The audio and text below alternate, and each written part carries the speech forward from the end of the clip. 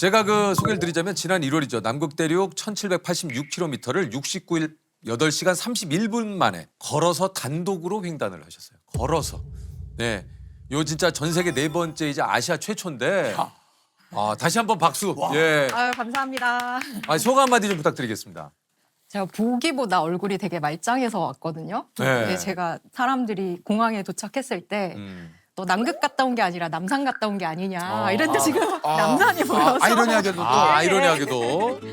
네, 그래서 원래는 이렇게 까맣게 타야 되는데 그렇죠. 네, 좀 건강하게 돌아와서 감사하고요. 오랫동안 꿈꾸던 여정들이 마무리되어서 굉장히 기쁘고 행복합니다. 이게 사실 말이 그렇지 남극에서 70일간 혼자 이게 진짜 강행군을 하신 거잖아요. 좀 건강 괜찮으십니까? 한 체중이 14kg 정도 빠졌어요. 근데 그게 음식을 먹어서 유지될 수 있는 칼로리를 넘어서니까 살을 굉장히 많이 찌워서 가야 되거든요. 그래서 한 7kg 정도 그렇게 찌워서 갔고 운행 끝나고 나서 한 14kg 정도 체중이 줄었어요. 그러니까 전체 체중의 20% 정도가 70일 만에 소진이 다 됐어요. 거기서 먹는다고 하더라도. 예, 그래서 엑스트라 푸드를 잔뜩 찌워서 가야 돼요. 이렇게 보니까 이번 남극 횡단이 10년을 준비한 그 프로젝트였다고 하세요. 네, 워낙 특별한 장소이고 특별한 공간이다 보니까 특별한 비용을 내야 되기도 하고 일정이 길다 보니 저 스스로도 저를 테스트하고 검증할 수 있는 시간이 필요했던 것 같아요. 그래서 바이칼도 사실은 저에겐 훈련이죠. 예,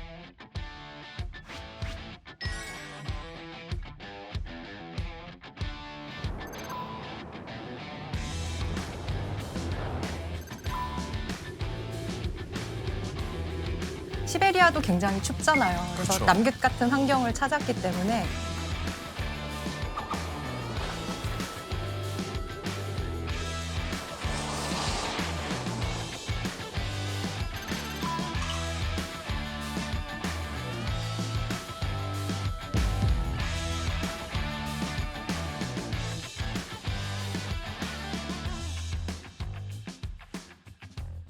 훈련을 1차로 하고 예, 원정이라기보단 약간 피지컬 테스트, 내가 얼마나 할 수 있나 그런 데이터를 얻기 위해서 바이칼에서 한번 700km 정도 절반 거리에 해당하는 거리를 한번 테스트를 하고 남극점을 가고 또 이제 횡단에 도전하게 됐어요. 이 바이칼 호수를 한번 테스트 겸 한번 해보셨다고 했는데 이 바이칼 호수를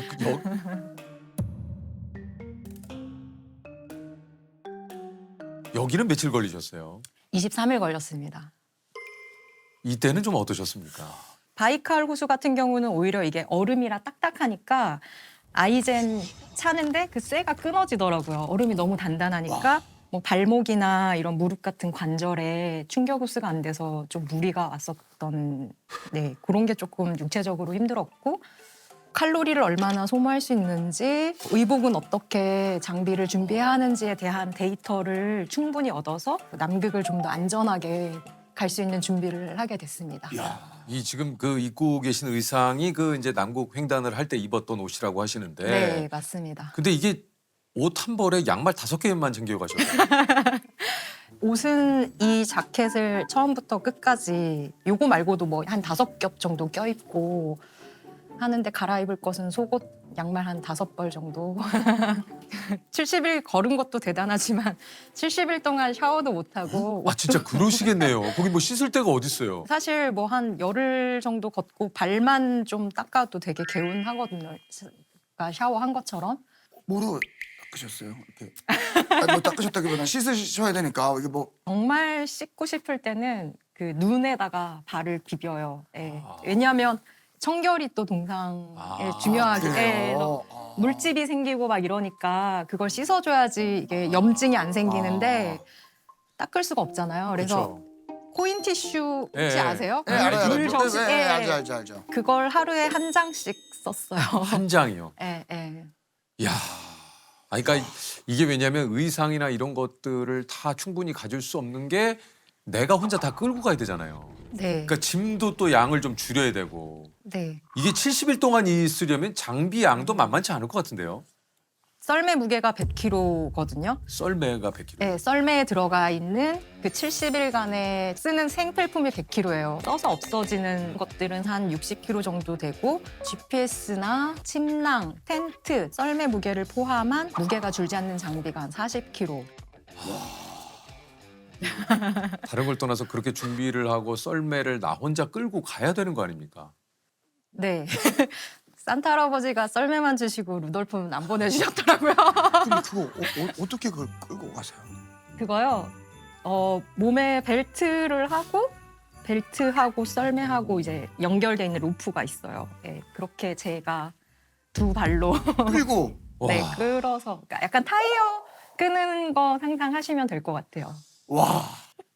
그러니까 그 지금 그래서 대장님이 얘기하시는 거예요. 10년 정도 계획을 세워서 차곡차곡 준비를 하신 거죠. 그러네요, 진짜. 나 갑자기 뭐. 이제 이 정도면 남극 횡단 한번 할 거야. 그래서 1년 6개월 딱 준비해서 하는 게 아니라는 얘기죠.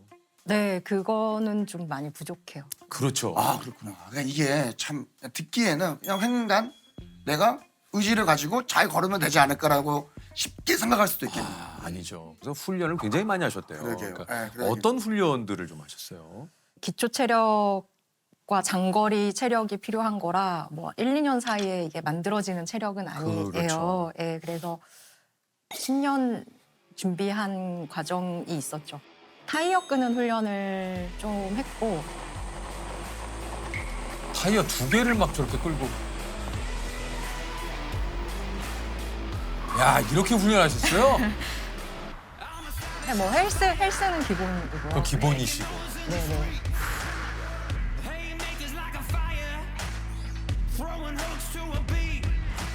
그 1년 6개월간 대관령 백두대간 종주하시고. 와. 이게 근력으로 거의 중량을 6kg를 증량을 하신 거죠. 와, 이게 이야기만 들어도 엄청난데. 아니 이거는 와. 그냥 식량은 어떻게 준비를 하셨습니까? 식량 먹는 게 굉장히 중요하죠. 그러니까요. 근데 이제 탐험에 관련된 식량들이 대부분 유럽식 식사 문화들이 많이 있거든요. 그래서 한식으로 저희는 또 한식을 먹어야 되지 않습니까? 그래서 마장동에서 고기를 막 25kg 박스로 사가지고 식당에다가 맡겨서 소불고기, 돼지불고기 이거 조리해 주세요. 그걸 다시 그 건조식을 만드는 동결건조 공장에 가져가서 하루 필요한 칼로리에 맞춰서 뭐 100g, 뭐 120g 소분을 다 해가지고 진공 포장해서 이렇게 가져갔어요. 근데 이제 반찬이 없습니다. 쌀에다가 그렇게 뭐 소불고기 이렇게 해서 식사는 하지만 입맛이 없을 때가 있잖아요. 그렇죠. 그때를 대비해서 한 500g 정도의 고추장을 가져갔죠. 야, 그러니까 이게 사실 내가 영양을 계속 보충을 하면서 가야 되지만 그렇다고 해서 내가 먹고 싶은 걸 요 날은 요거 먹고 요 날은 국수 끓여 먹고 이렇게 하는 요 날은 좀 뭐 라면도 한번 좀 먹고 빵도 먹고 빵도 먹고 그러니까 이러면은 짐이 한두 끗도 없어지니까 네. 그냥 딱 고기. 아, 네네. 아. 맨날 똑같은 걸 먹어요. 아침부터 저녁까지. 그러니까 이게 물리죠. 그거라도 실컷 먹었으면 좋겠던데요. 아. 아니 진짜 이게 하루에 12시간을 걷다 보면 몇 시에 일어나서 몇 시에 보통 취침을 하셨어요? 6시 반 정도에 기상해서 7시 반에 아침 식사하고 텐트 철수하고 스키를 딱 신으면은 8시에서 8시 30분 사이예요. 날씨에 따라서 조금 다른데 스키를 신고 끝날 때까지 저녁 8시 반까지 스키를 한 번도 벗지 않습니다. 쉬는 것도 춥기 때문에 아우. 이게 짐이 무겁잖아요. 그러니까 이제 굉장히 춥지만 안에서부터 밖에까지 땀이 다 젖어버리는 거예요. 옷이 얼어요. 그러니까 얼지 않게 계속 열을 내시는 네, 거예요. 계속 움직일 수밖에 없어요. 물 한 잔을 마시려고 해도 얼음을 캐서 녹여가지고 그걸로 밥을 해야 되고, 그러셔야겠네요. 네. 매일매일 이게 좀 약간 쫓기듯이 흘러가는 것 같아요. 그래서 한 번에 막 2-3가지를 해요. 밥을 먹으면서 신발을 신고 있고 저녁을 먹으면서 일기를 쓰고 다음날 마실 물을 녹이고 있고 아. 그래서 뭘 여유 있게 하고 무슨 특별한 생각을 하진 않는데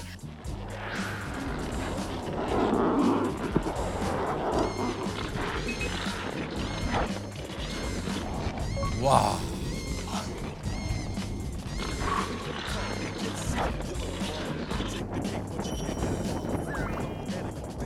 진짜 이게 온 군데가 다 하얗네요. 아래 위로. 와 이게 하늘과 땅이 구분이 안 가네요 정말.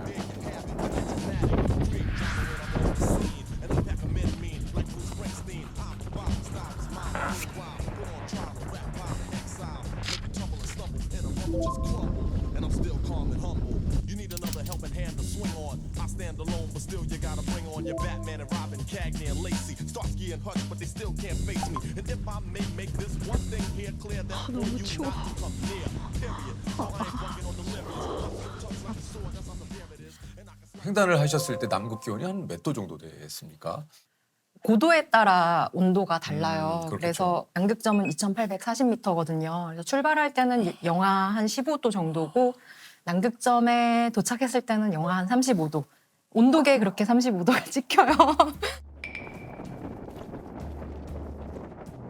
체감은 체감은 이제 바람 불면 풍속에 따라 뭐 영하 45도 뭐 이렇게 되는 거죠. 영하 35도가 상상이 안 가는데 이게 이게 영하 45도가 와. 얘기로 설명이 가능할까요? 제가 고글에다가 마스크를 이렇게 쓰는데 이 숨호흡이 다 얼어서 고드름이 이렇게 고드름이 달려요. 달려요? 예, 예.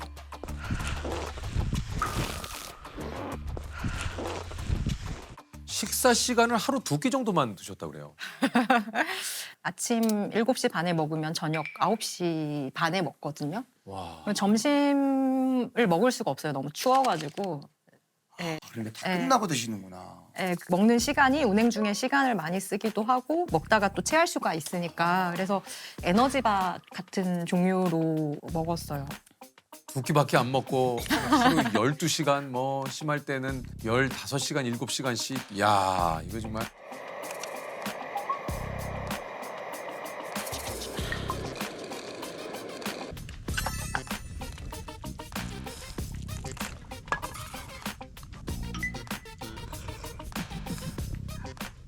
제가 하루에 840g 정도 무게를 3,800칼로리로 세팅을 해갔어요. 요게 보니까 그 2시간 끓여서 한 5리터 정도 만드신다고요? 네, 하루에 0.25리터의 연료로 5리터를 만들어서 그걸로 밥도 먹고 수분 섭취도 하고 이렇게. 아, 그러니까 이게 연료도 아껴야 되니까. 네, 아주 계산적으로.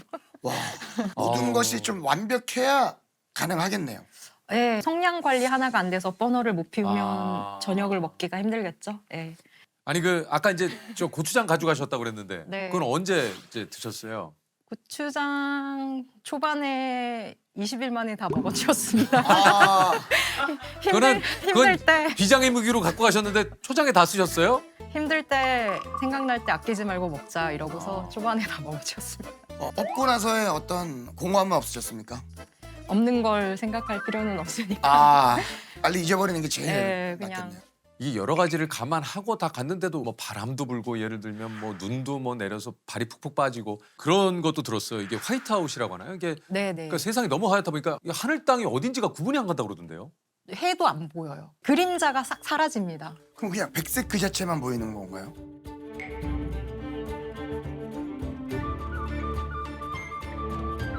여기서 한 제 스키가 길이가 180이면은 제 발 있는 데서부터 1m인데 코끝이 안 보일 정도로 그래서 걷다가 얼음에 탁 걸리면 앞에 뭐가 있구나 하고 이렇게 방향을 틀어야 될 정도로 아무것도 안 보여요.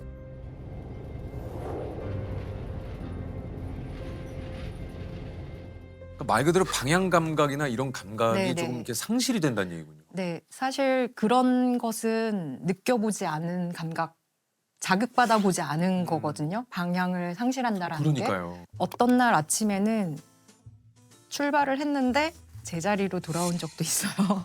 한 바퀴를 돌아서 네, 제자리로 한 바퀴. 다시 왔어요? 네. 그걸 링반대룽이라고 하는데 제자리로 이렇게 돌아서 얼마나 걸으신 거예요, 그거는? 거리는 잘 모르겠어요. 한 30분 정도. 어. 1km 넘게 그렇게 돈 것 같아요. 와, 근데 이게 좀 순간적으로 그냥 헛웃음이 나는 게 아니라 너무 지친 상태 뭐 여러 가지 그런 상태에서는 와, 이거 좀 약간 좀 무섭지 않을까 하는 생각이 좀 그러니까요. 지금도 생각하면 그때 감정이 전달되잖아요. 그러면 이렇게 심장이 약간 오그라든다는 표현이 맞을까요? 이렇게 쪼그라드는 그런 느낌이. 근데 이게 내비게이션이 없잖아요. 네네. 그러면 뭘 보고 가는 겁니까? 시내에서 길을 걸을 때 건물을 보고 방향을 잡아서 가기도 하잖아요. 근데 여기는 끝없이 그러니까요. 수평선이 네네. 펼쳐져 있으니까 방향 감각을 잃어요. 그러니까요. 예, 그게 조금 무섭거든요. 그렇죠, 사실. 그렇죠. 예, GPS가 있고 스틱을 잡고 있으니까 이제 배에다가 나침반을 달고 가거든요. 걸으면서도 볼 수 있게. 근데 이것도 나침반도 극점에 가까워지다 보니까 제 기능을 잘 못해요. 네네네네. 예, 그래서 제 등 뒤에서 비치는 그림자의 각도와 내 스키와의 이 오차 이런 것들을 여러 가지로 계산을 해서 걸어요. 아니 이렇게 해서 이제 49일 3시간 만에 남극 횡단의 3분의 2 지점인 남극점에 도착을 하셨다고 하는데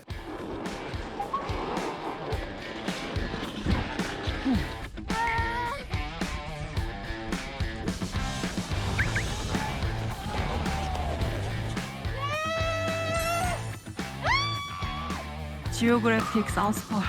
이게 남극점의 나침반입니다. 남극점부터 온도가 더욱더 낮아지기 시작하고 블리자드가 심해가지고 이게 저는 블리자드나 이런 폭풍이 불 때는 조금 쉬시는 줄 알았는데 그게 아니고 또- 블리자드를 뚫고 또 가야 되는 거죠. 아, 하루를 쉬었어요. 마지막 3일은 쭉 내리막이에요. 예, 아이스 컨디션이기도 했고 그래서 속도를 좀 붙일 수 있었어요.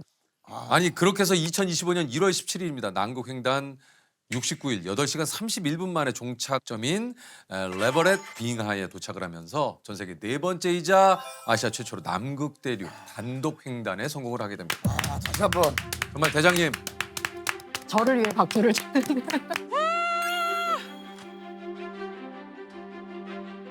야 정말 감사합니다. 이거는 마지막으로 도착점에 이 발을 내디뎠을 때 좀 어떠셨습니까?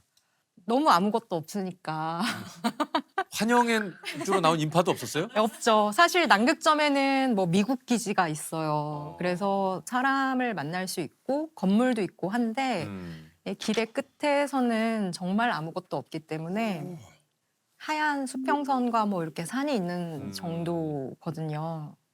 그냥 안도하는 마음, 끝났다, 다친 데가 없다, 내일 더 이상 힘쓸 일이 없구나.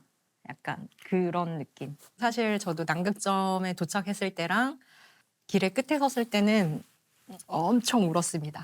어린아이처럼. 눈물이 안 날 수가 없죠. 네. 그 눈물을 흘릴 때의 감정은 좀 어떤 감정이었을까요?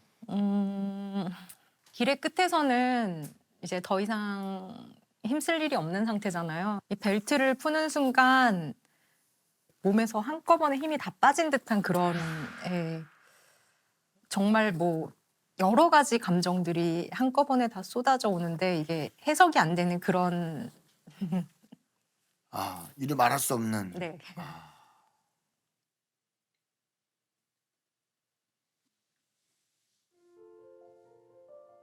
이 남극에는 바람 소리밖에 없잖아요. 어느 순간 보니까 사람들의 응원 멘트를 담아가면 좋겠다라고 생각을 했어요. 그래서 어떤 분들은 노래를 불러주기도 하고 어떤 분들은 자기가 좋아하는 글귀를 읽어주기도 하고 하는데 응원의 목소리에 다 떨림이 있더라고요. 예, 그 감정이 그 목소리에 다 묻어나더라고요.